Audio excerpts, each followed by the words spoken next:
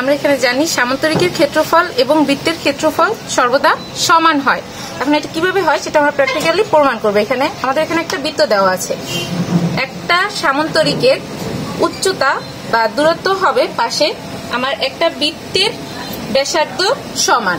এখানে আমার বৃত্তের ব্যাসার্ধ হচ্ছে এটুকু। এটা যদি আমি এখানে বসাই তাহলে এটা হবে আমার সামান্তরিকের উচ্চতার সমান হবে, এবং সামান্তরিকের যে বাহুটা আছে এই বাহুটা হবে বৃত্তের পরিধির অর্ধেক, এবং তার বিপরীত বাহুটা হবে বৃত্তের অন্য পরিধির আবার অর্ধেক হবে। এখানে যেমন এটা